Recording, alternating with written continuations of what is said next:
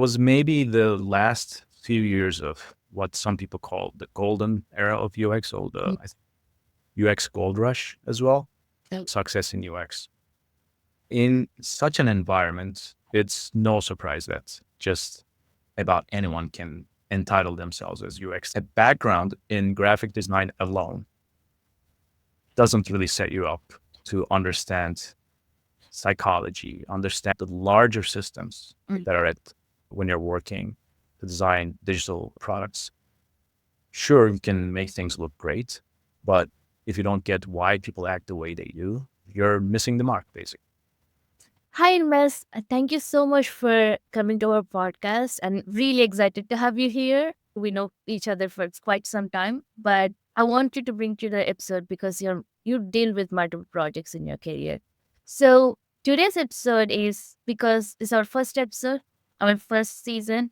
The episode is about like background and hiring. So I Uh-huh. want you to cover your experience in background and hiring and give out the tips. We can go into the deep conversation. So before I jump into it, why don't you introduce yourself for the people listening to us now? Of course. Thanks for having me. My name is Yilmaz Kulahoglu, and I've been in the UX field for about 9 years. Mm. I'm based in Chicago, the United States, currently working at a technology consulting company. And I'm coming from more of a formal education background. I have a master's in human computer interaction. And when it comes to the recruitment process and my involvement in hiring and recruitment, I have been involved, honestly, since I was an entry level UX analyst.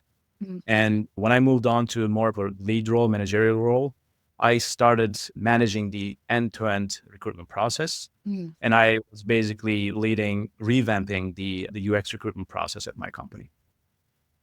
That's really interesting. You said like you started at the entry level and being a lead. When you've been a lead, you started like managing and actually recruiting.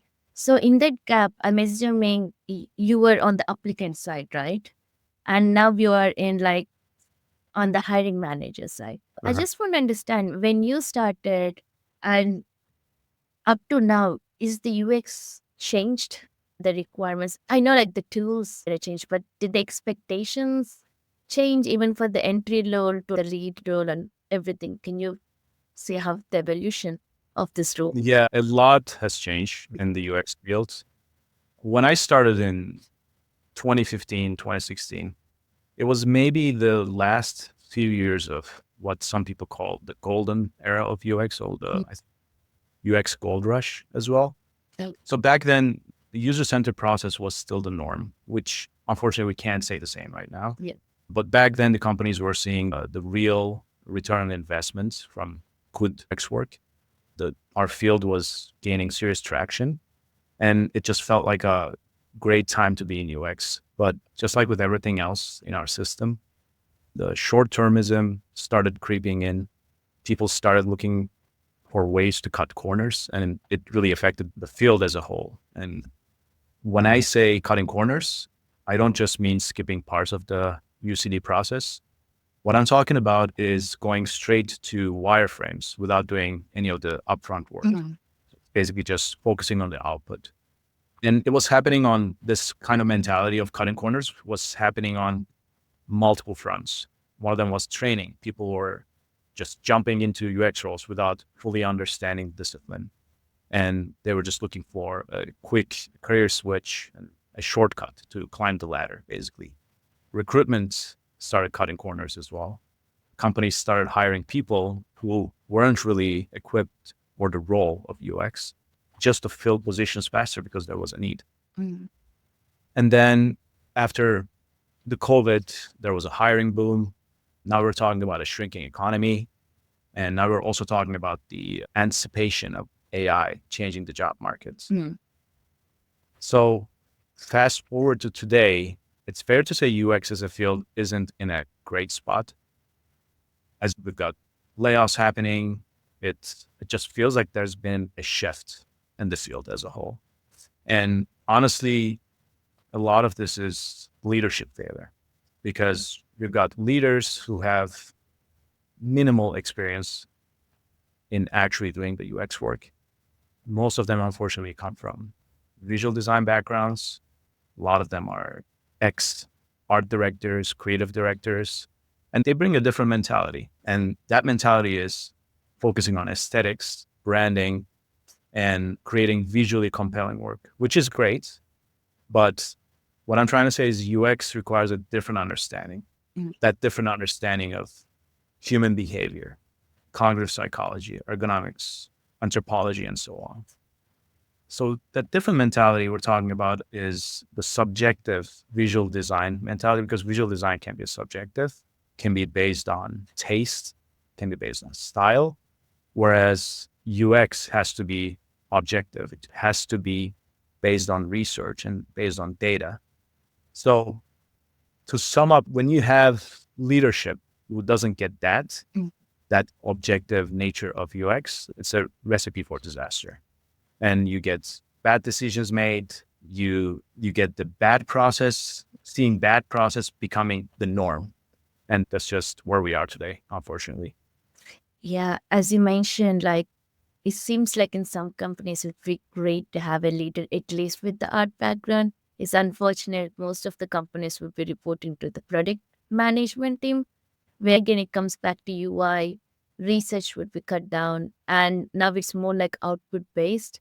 And they say like, Yeah. oh, there is an output. Why is it not affecting the business, like revenue? Then they'll cut off the UX, a whole vicious cycle.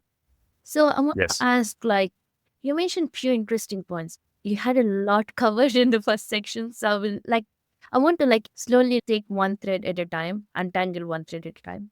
So let's start with here. When you said 2016, 17 is like a golden era. So there were a lot of opportunities and it's a very good UX process. So easier, much easier to get a job, like better, not with AI and all this competition. And then pendulum started swinging in a wrong direction. Like it started swinging Yes. slowly. And art directors, leadership changed, cutting corners. And I also want to ask you, like, when you started talking about the evolution, when you started applying, like during golden era, when they're hiring, is degree needed? Because at that time, there's not so many boot camps and those stuff, if I'm right. There may be Coursera and those platforms, but there's not like influx of get a job UX camp or something. Like it was huge number of boot camps and selling during pandemic, Figma jockeys, like do Figma, you get a job without a degree. So when you started in the golden era, is there a need for degree back then? You have to have a computer science degree or HCI degree. Is there a need for it? It's hard to say because even in the golden era, there wasn't standardization. Yeah. The golden era was more like UX was gaining traction and companies were just seeing the value. So in that time frame, there were less UXers because there was boot camps. The demand was just getting higher. So it's hard to say if degree was needed back then, but the value proposition was more intact of UX. It wasn't diluted. So if you have the right leaders in right positions during that time, yes, they were looking at your skills. They were looking at your theoretical foundation in UX. And that comes from some type of accredited standardized education, which is, which takes a lot of time because Yeah. UX is a multi field and it's definitely not something that you would get in a few months at a boot camp. Yes, 6 months boot camp. You full stack UX designer. Yeah, it's funny. But other thing I want to pull out to untangle another thread. Yeah, you mentioned like now they're looking at credits, right, from a university to be particularly trained. That's why we have 4 years training. Theoretical knowledge. I know there is no, you can't get like real world experience, but if you have the knowledge, you understand the process, what to apply. Maybe you can experiment and evaluate. But with the UX boot camps and now, you said like now the difficulty is the skill set too. Like after the golden era, even skill set is getting harder. But I want to get your opinion. If you see in the market, the education is becoming much more accessible. You don't need a 4 years of degree. You have to continuously learn. There are a lot of Mhm. camps, free courses too available. But why is there a huge skill gap? What's happening? Now we have everything available. What's your opinion on it? Yeah, I can answer this based on two themes and they're related. So lack of standardization, which I mentioned, it brings the entry barrier lower. Mm. Low entry barrier means the field is more accessible. But then when there's no standardization, it has a negative effect on the field as a whole. Where does this low entry barrier come from? First of all, let's look at that. It's really the outcome of this cutting corners or the rushing mentality I mentioned earlier. There was a demand for UXers and people started jumping in without the proper training or the proper background. And that comes from the lack of standardization in education and training, in accountability structures within companies, or even how we measure the success in UX. In such an environment, it's no surprise that just about anyone can entitle themselves as UX designers today. And when it comes to the standardization problem, whenever I talk about it, or standardization or accreditation, I notice it freaks a lot of people out, especially those who come from more of an artistic background. And it's related to their goals of being in this field. It feels like it attacks their creativity, it attacks their personal expression, because most of them are afraid to follow a process, a design process, or being subjected to some kind of rational, evidence-based evaluation of their work, or being subjected to rigor. Mm. Why? Because they're so used to relying on their intuition to justify their design decisions. And that comes from, I think, that artistic background. That's, I think, how I can answer this question of why there's a low entry barrier and the standardization issue. They're really related to each other. And so basically the UX field is diluted. So let's spin another side, right? Now we talk about like lack of standardization, also lack of proper training, people egos basically being involved, like being a software engineer coming, maybe have an engineering background, that's good. But oh, I can design, like I know how to design. Like mostly to graphic design kind of thing. And graphic design is rebranded as UX, where UX is user experience. It's more like psychology solving a problem. And the whole industry changed the outcomes. Even when companies hire, if a visual design is good, it's just a part of UX. They're not training people. That was taken out, like budget cuts and those stuff, lack of proper training to accountability, as you mentioned. So let's spin the wheel, right? Before we go on how to find the job with this kind of environment. Like you were in the hiring position. Basically, like lead designer or UX manager does the rounds of interviews, right? So spin the wheel on that side. And then we behind the scenes, like what happens? How do the company, as you said, hire the right people? How do companies decide to put the job out? How do they do that? Walk us through the process, like what happens behind the scenes for the job to be created. Yeah. Basically, as I mentioned, when I moved on to more of a managerial role, I started managing the recruitment process and working on a new recruitment process. I can talk about that and what happens in the background, but I think, I don't know when you want to talk about because this is also related to how like the hiring trends have evolved in the industry. Do you want to talk about that later after I talk about the process or before? Yeah, yeah. The last point we discussed is in the market, we said it's two-way problem, low barrier of entries. There's a lot of people coming in now. So on that, can you tell me how did the hiring trend evolve with that? Yeah. Yeah. We can look at the hiring trends in terms of the vocabulary that is being used Mm-hmm. in post, or the titles that people talk about. Yeah. A lot of people will say titles are not important, but that's what people read online and before they apply for a job. I see a lot of tool dependency in job descriptions. Mm. Tool dependency as in becoming a master in a certain tool, and tools. When I started, there were other tools that, Acture, Sketch, InDesign, you name it. Also, the research tools are changing. So tools are always going to change. Nowadays, there's a lot of Figma, I would say. Figma hype. Exactly.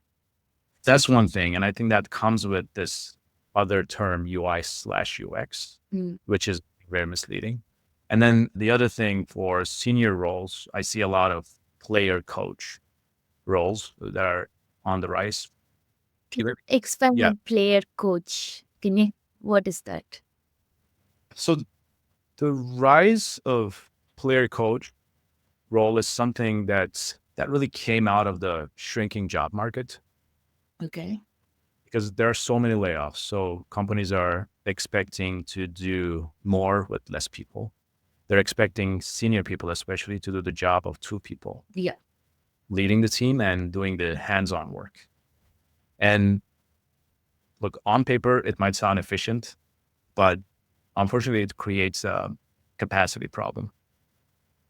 Because when you're stretched between being a coach and a player, something's got to give. And it's usually the quality of the UX work.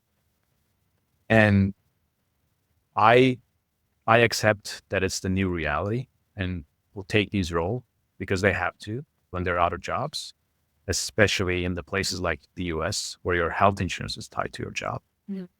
So it's not the fault of the people taking on these roles, but I'm trying to emphasize the effect on the field and the quality of work. So that's the player coach roles being on the rise and how it's affecting the industry.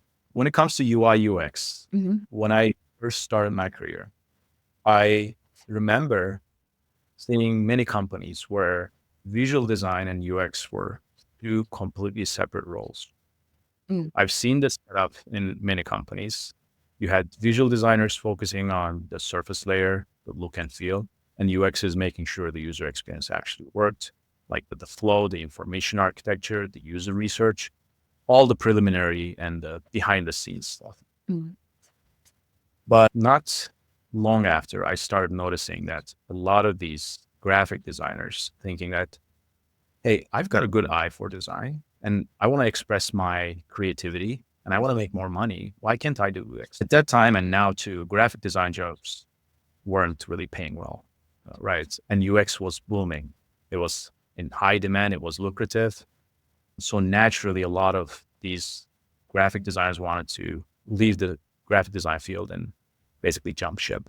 Yeah. They rebranded themselves as UX/UI designers because it was a way to make the transition. So it became a thing because there were tons of graphic designers out there who saw this as their way into higher paying UX jobs, and companies didn't help.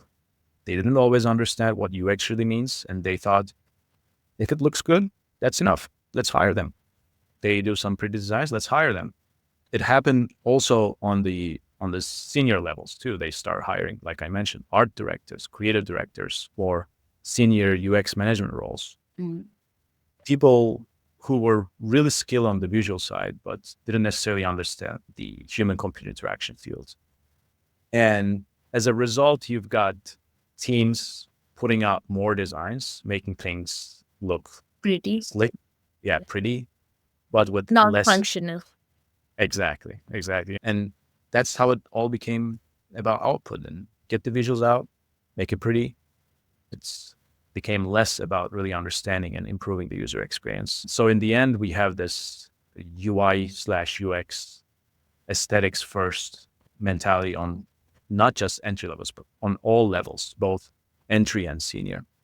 And that's I think, good segue to what I like to call these days Figma jockeys. Mm. People who are really tool dependent, people who get really good at the tool and cranking out pretty designs, but they don't dig any deeper than the surface. When we talk about surface, it's I'm sure you're familiar with Jesse James Garrett's surface layer from his book Elements of User Experience. Mhm. So when you only focus on the surface layer, you're not going to get a seat at the famous table. And worse than that, people that you're working with will stop seeing your work as valuable. They'll just be like, hey, can you give us some designs quicker? And you're just going to get stuck churning out visuals with no real thought behind them. Because now you're focusing too much on the creative expression, subjective creative expression. You're focusing too much on mastering the tool. Mm. And then you lose sight of what human computer interaction is all about understanding human behavior, how people actually interact with what you're designing. And it's a tough pill to swallow, that if you're in this field because you want to express your artistic vision, or you want to push your subjective ideas without realizing the difference between art and design, unfortunately, you're here for the wrong reasons. Okay. And like I said, it's tough to accept this for a lot of people, but the truth is, a background in graphic design alone doesn't really set you up to understand psychology, understand the larger systems that are at when you're working to design digital products. Sure, you can make things look great, but if you don't get why people act the way they do, you're missing the mark, basically. Question though. So graphic design, it seems like a reasonable transition if they upskill in proper skills. But I have two questions actually. I'll ask the first question. When you're focusing on graphic design, I see people coming from accounting, interior architecture. Like, what about those people transitioning into UX roles? What's your take on that? From, you said, interior design and what? Interior design, sometimes accounting, law, completely irrelevant areas. Like, everyone does career transition. That is nothing wrong. But how is it impacting the There's, yeah, like you said, there's nothing wrong to Mhm. transition from different fields. And in fact, there are a lot of beneficial things because you're bringing a different perspective and you're increasing the diversity of the ideas that are coming out. It's like I said, all about the training, right? It's a UX, human computer interaction is a multidisciplinary field, which means there's a lot to learn from different fields. So it's not about, I don't think there should be any outright rejection of people. Hey, you're coming from accounting, so we have to reject you. You can't be a UX designer. It's not about that. Of course, from the field that you're transitioning to UX, let's say you're a software developer. There's a lot of things that you can carry to UX. But what I'm saying is there's also a lot to learn in UX. We can't really exaggerate the overlaps between fields and then just use that as an excuse to not understand human behavior, not understand cognitive psychology, ergonomics, anthropology, all those fields that are under UX. I have a question for you. See, when I used to work with startup companies and I used to like contract sometimes on this, if it's not like even medium-sized companies, when they have one UX designer, unless then not a proper structured team. And as you were saying, even if a proper UX designer joins, it also depends upon the maturity of the company, right? And the company culture. Even if you have a good UX, if they just like management, upper level, no resources, no budget, sometimes it would be impossible. I'm assuming in your experience, you worked on multiple projects, you worked with different companies too, right? So I'm assuming you worked with a company who has UX, very low UX maturity. Am I right? Have you have any experience? So Of course, yeah, for quite them, qualified. sometimes it would be only a CEO or talking directly to the CEO, some CCO or something, but they don't know the process. They say, can you design my logo? Can you do this? Oh, visuals, can you change the color? And the caveat is they dictate which color to use. And they don't know. I do understand they don't have research, but you can do online research. Internet is very rich. What's your take on it? How do, yes, it's the management, but how do a proper UX designer push in that medium, senior? How do they push that mentality? Because it's not only the art director, seniors level, right? Medium companies, I see sometimes they're like, oh, UI, let's do UI. That gives the ROI, let's change it. Then UI is useless. What's your take? Yeah, it's in every company, in every context, there are different types of pushbacks. And this is very common, though. Someone just Company. dictating how you need to do your job.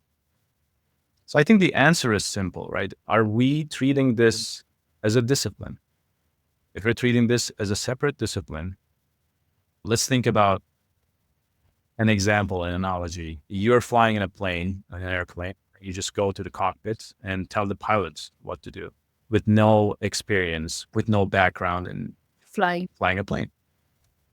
So the pushback needs to be grounded. That conversation needs to be grounded on what is the success metric? Why did you guys hire me to do what? Mhm. About creating visually appealing outputs.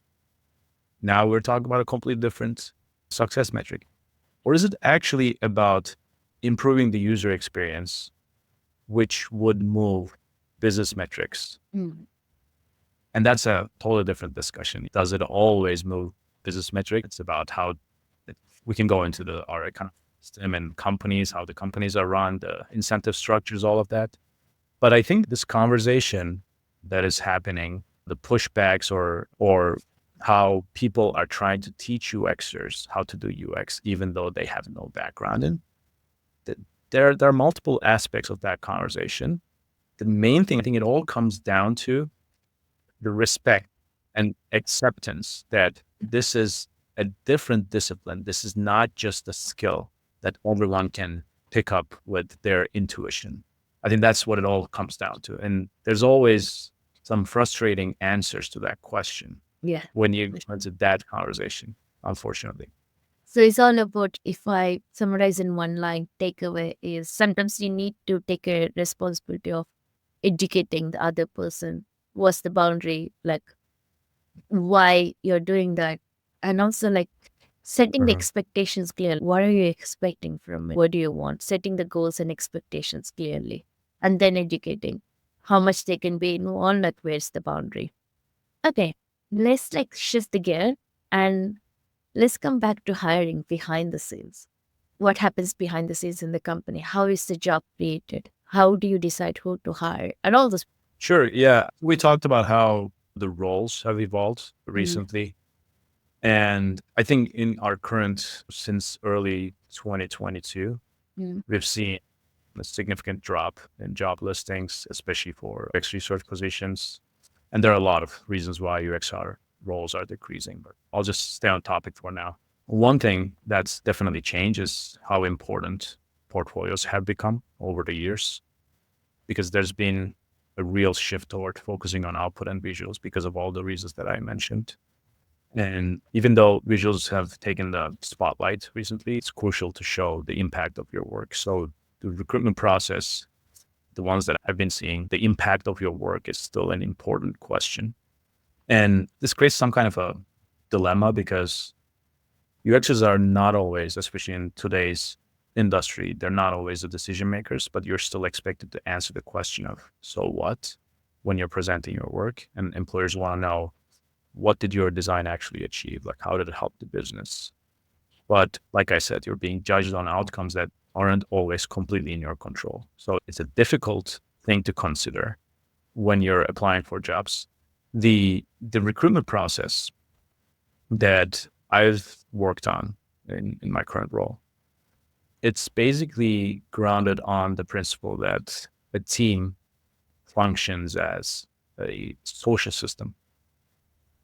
So I can go into the details if you want me to, how Yeah.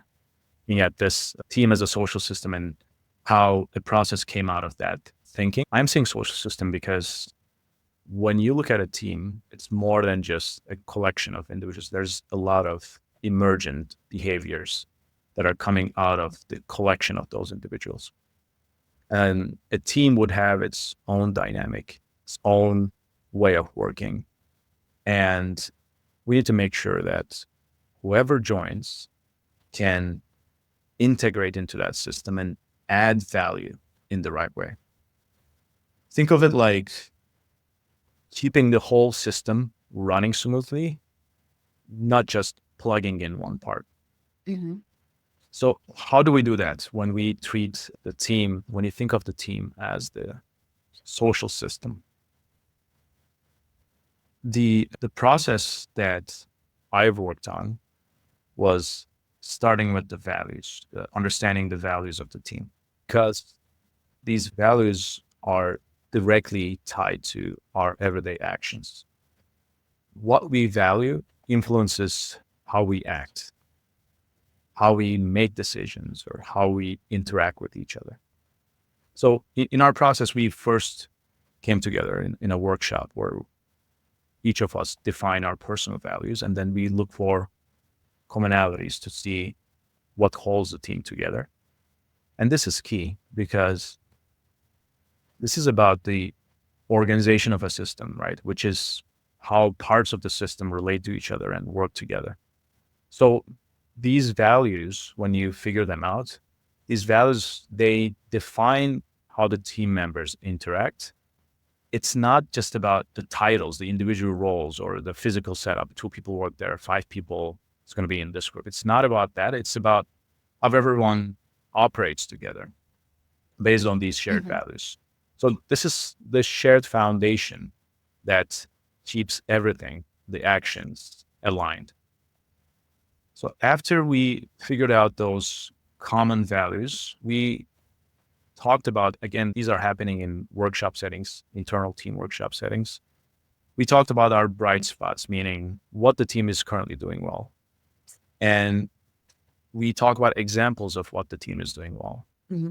If those examples fit the values that we've outlined earlier, that's great. If they don't, then we need to adjust. It's like maintaining our strength points, the system's strengths, basically. So we look at that side, but we also need to look at the weak spots, right? Where the team struggles, basically. We need to look at that because we need to figure out if the common values that we talked about can help fix those problems. And this step is about identifying the gaps and ensuring that the new person that we're hiring can help fill them instead of creating more of those weak spots. It's like culture fit. Okay, do they have the skill set? Do they solve the problem? And Yes. even though they have the skill set, if they have a different value, sometimes it's really hard. If they don't integrate into the system, collaboration is hard. Then the purpose is defeated. So it's a part of both skill set, but also like culture fit. Okay. And you Exactly. You talked about something that is really important, right? The culture fit. So once we have a clear idea of our what? values, Yeah. then we can develop a list of traits, basically, not just skills, but traits that Tips. Okay. we're looking for. Could be skills, it could be personality traits, it could be tools, the skills and tools, and it could be about the past experiences of this person that we're hiring. So traits can be in those multiple buckets, but we identify these traits based on those values. So we're not just looking for someone who fits technically, but also socially, like the thing that you talked about, the cultural fit, socially, behaviorally, is this person fitting the team? And once we have a list of those traits, then we can create a question bank, interview questions. Then we can create tasks for the challenge, which would be the next round. So the interview would basically evaluate how well the candidate fits into the team's values. And then the challenge would be more focused on evaluating their skills. And it's all about keeping a balance within the system. So we're evaluating the right aspects with those traits, and we're not just overemphasizing or overloading any single area. And once we figure that out, the interviews, the challenge, how that's going to look like, then we start the interviews. If the candidate moves forward, they would go into the challenge round. And then we need to make a decision. And this decision needs to be democratic. Our team votes and we all decide together, keeping all the values and everything that we worked on in mind. And each of these steps basically are there to make sure we're not just hiring someone based on their resume, but we're hiring them to help the team to function better and stay balanced as a social system. Also, it makes the hire would not leave the job or be dissatisfied in the job because it's a better fit for them. Exactly. And also, it makes work enjoyable because majority of the waking life isn't work. Actually, you work with people. You know what? That's so important. It's an alignment of expectations, this whole hiring process. It's not, I know I talked about the backstage, the company side, But of course, there's expectations from the candidate side as well. And both sides need to be open about those expectations so that the relationship would be better moving forward. Seems basic, like analogy, famous analogy people use is dating and relationships. It seems like the same process.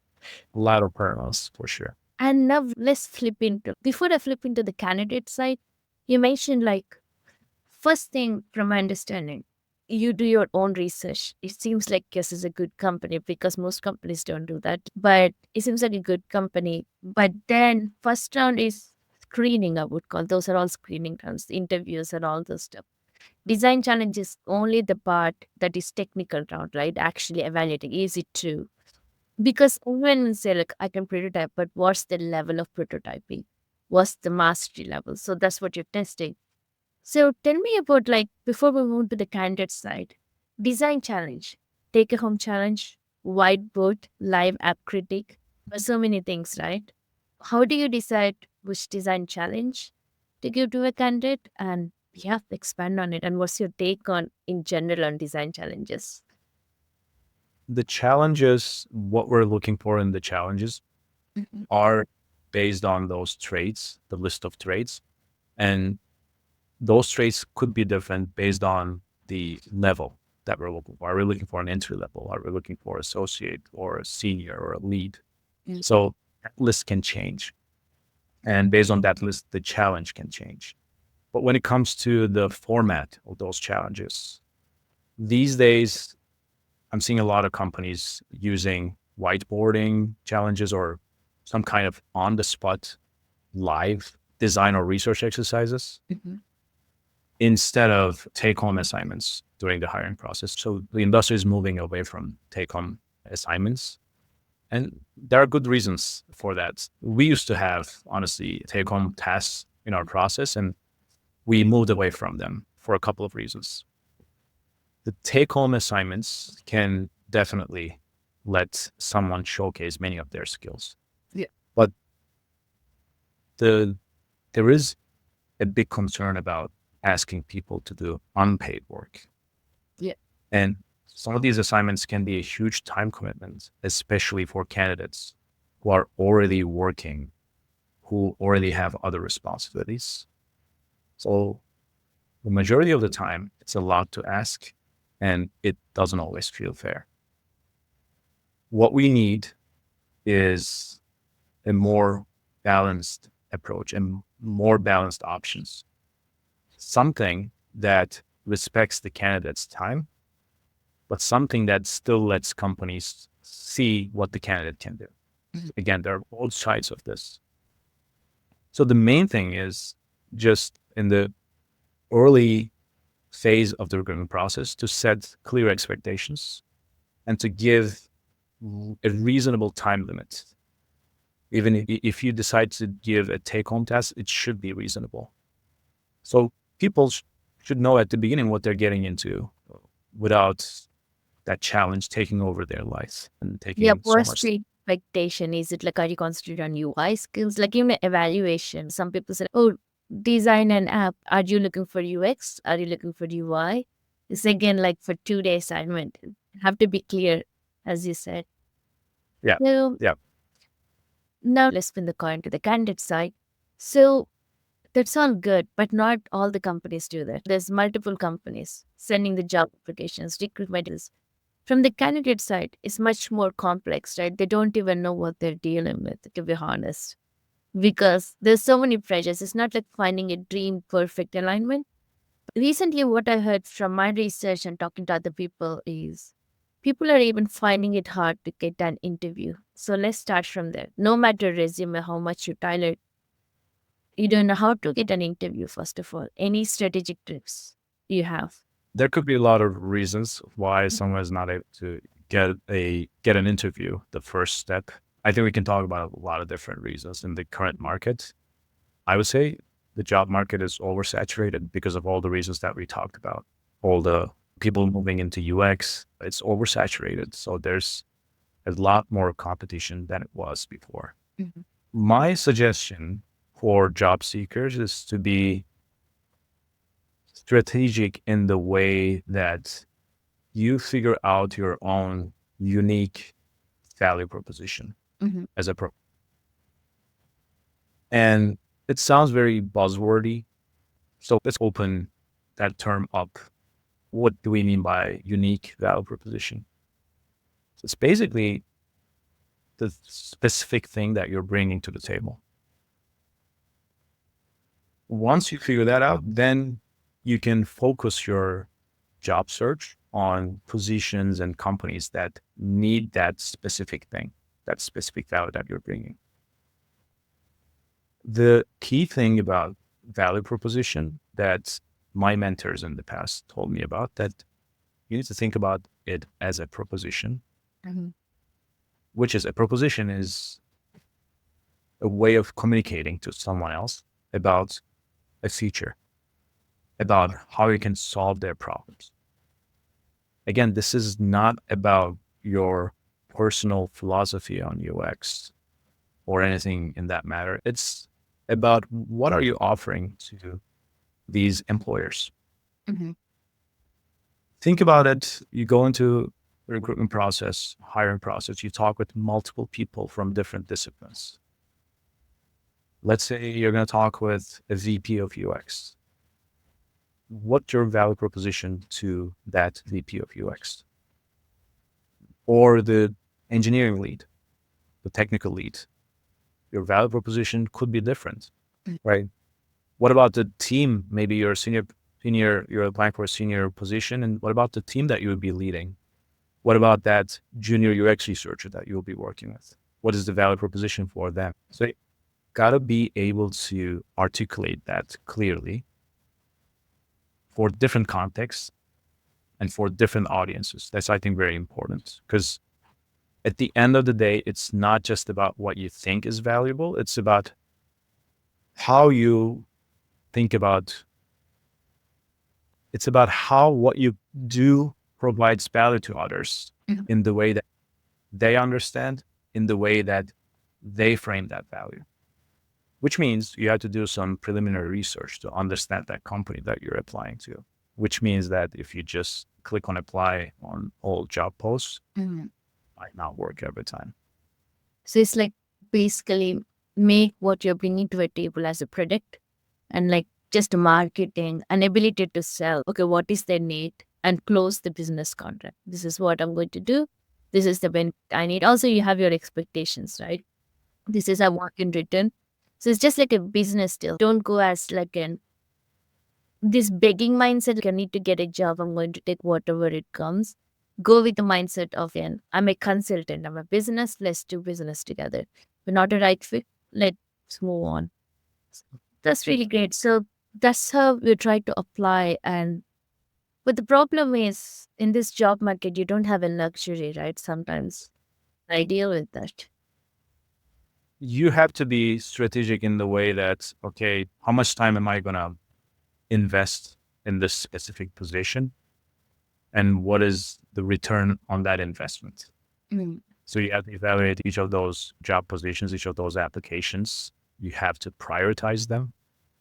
Otherwise, if you do this much work for every job application, you're gonna run out of time.